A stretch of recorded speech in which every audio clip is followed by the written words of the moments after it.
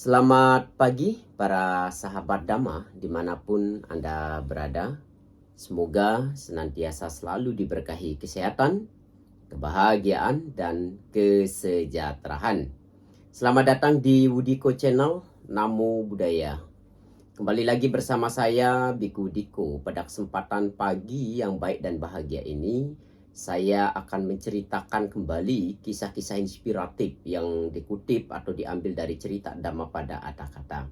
Kali ini saya akan menceritakan Dhammapada Atthakatha Sair 40 tentang atau kisah 500 biku atau cerita tentang 500 biku yang diganggu oleh para makhluk halus yang terdapat di dalam hutan yang lebat.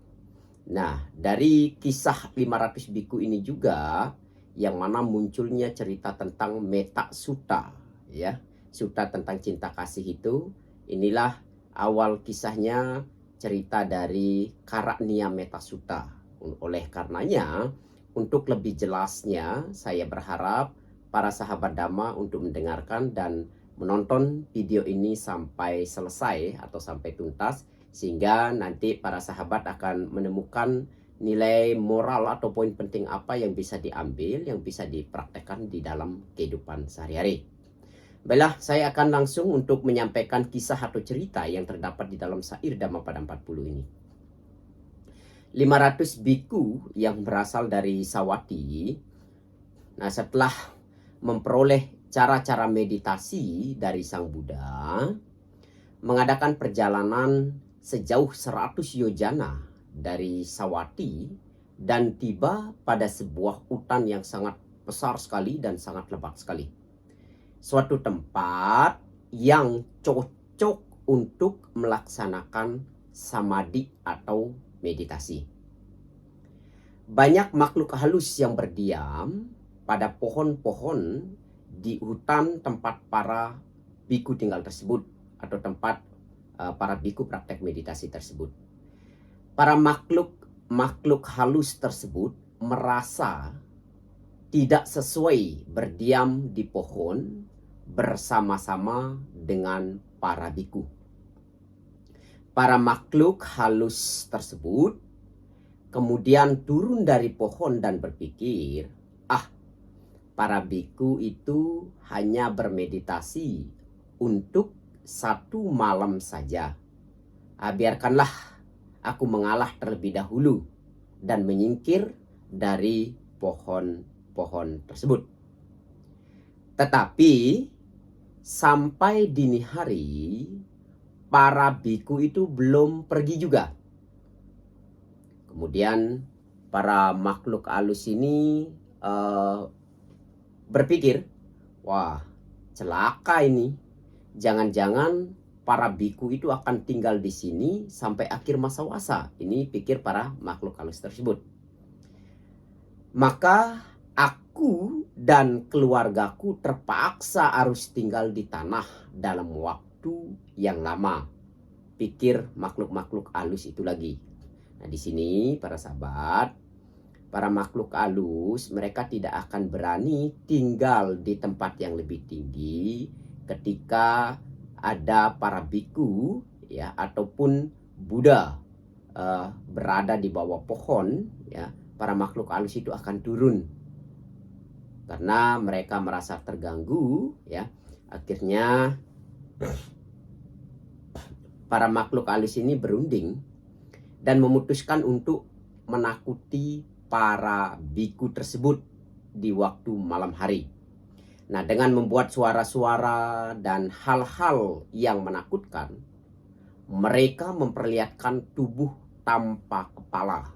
Para makhluk halus ini menakut-nakuti para biku yang sedang latihan di hutan tersebut dengan mengeluarkan suara-suara yang menakutkan, suara-suara yang menyeramkan, bahkan menampakkan diri dengan tubuh tanpa kepala. Dan begitu juga sebaliknya, kepala tanpa tubuh. Kemudian ada kerangka-kerangka yang berjalan mondar-mandir dan sebagainya. Pokoknya sangat menyeramkan. Nah, biku-biku sangat terganggu, ya. Para biku yang berlatih di hutan tersebut sangat terganggu dengan tingkah laku para makhluk halus tersebut. dan akhirnya meninggalkan tempat tersebut atau meninggalkan hutan tersebut, kembali menghadap Sang Buddha serta menceritakan segala yang terjadi yang mereka alami di hutan tersebut. Nah, setelah mendengarkan laporan dari para biku, Sang Buddha mengatakan bahwa hal itu terjadi karena mereka pergi tanpa membawa apa-apa. Mereka harus kembali ke hutan dengan membawa sesuatu yang sesuai, yaitu cinta kasih. Kemudian Sang Buddha mengajarkan Metta Sutta. Sang Buddha mengajarkan Metta Sutta atau mengembangkan cinta kasih kepada semua makhluk yang ada di dalam hutan tersebut, yang diawali dengan syair berikut ini. Karania mata kusalena yantang santang padang abisameja saku ujuca suhujuca suacu casah mudu anak timani, dan seterusnya dan seterusnya. Nah, inilah yang patut dikerjakan oleh mereka yang tangkas dalam hal yang berguna, yang menghantar ke jalan kedamaian sebagai orang yang cakap, jujur, tulus, mudah dinasihati, lemah lembut, tidak sombong, dan seterusnya dan seterusnya. Nah, para sahabat Dhamma nanti bisa melihat artinya yang terdapat di dalam Karania Metta Sutta, ya, syair tentang cinta kasih. Nanti para sahabat Dhamma bisa membaca dan melihat syair tersebut, bisa membaca artinya sendiri, sehingga nanti para sahabat akan lebih bisa memahami maknanya. Nah, biku-biku diharapkan untuk mengulang kembali, ya, Metta Sutta ini pada saat mereka tiba di pinggir hutan dan berada di mereka tiba di hutan. Para biku, ya, Buddha mengharapkan kepada para biku untuk melakukan untuk mengulang kembali, ya, sutta ini pada saat nanti mereka akan memasuki hutan. Maksudnya di pinggiran hutan, sebelum masuk ke hutan, mereka boleh membacakan sutta atau Metta Sutta ini, baik itu berada di hutan ataupun ketika berada di wihara. Nah, kemudian para biku pun pergi kembali ke hutan dan melakukan atau melaksanakan pesan yang disampaikan oleh Buddha Gautama. Nah, makhluk halus penunggu pohon mendapat pancaran cinta kasih dari para biku yang membacakan Metta Sutta tersebut, yang membacakan Karania Metta atau sutta tentang cinta kasih tersebut. Mengetahui bahwa para biku sebenarnya tidak ingin mengganggu mereka, para makhluk halus ini pun membalas dengan menyambut kedatangan para biku dan tidak mengganggu kembali para biku di saat mereka latihan meditasi. Di hutan itu tidak ada lagi suara-suara dan penglihatan-penglihatan yang aneh. Seperti normal atau seperti biasanya, ya, para biku pun tidak terganggu lagi setelah mereka memancarkan Metta Sutta atau Karania Metta Sutta ini, syair tentang cinta kasih tersebut.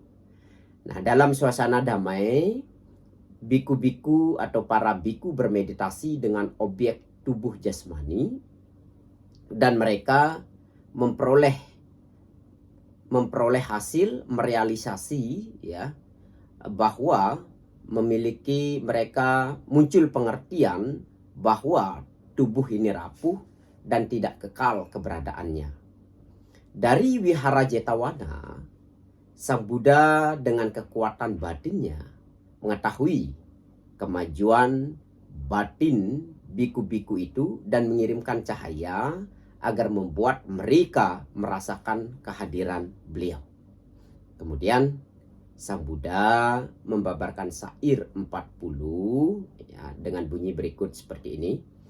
Dengan mengetahui bahwa tubuh ini rapuh bagaikan tempayan, hendaknya seseorang memperkokoh pikirannya bagaikan benteng kota dan melenyapkan mara dengan senjata kebijaksanaan. Ia harus menjaga apa yang telah dicapainya dan hidup tanpa ikatan lagi. Nah, 500 biku itu mencapai tingkat kesucian arhat setelah khotbah Dhamma itu berakhir.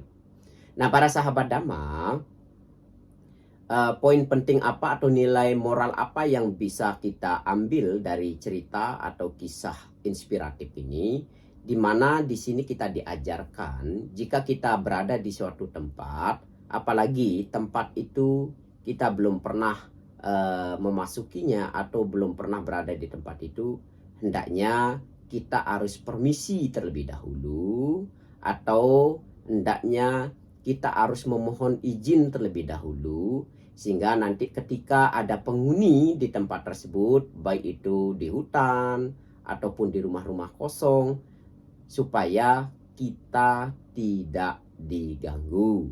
Maka kalau di dalam Buddhism, Buddha mengajarkan bagaimana ketika kita berada di satu tempat yang kelihatannya mungkin angker, banyak ditakuti orang, kita bisa memancarkan Metta Sutta atau membacakan Karania Metta Sutta, yaitu syair tentang cinta kasih. Karena di dalam agama Buddha, dengan memancarkan syair cinta kasih tersebut akan membuat makhluk-makhluk yang ada di tempat tersebut atau makhluk-makhluk yang ada di sekitar tempat tersebut akan menjadi tenang, akan merasa nyaman.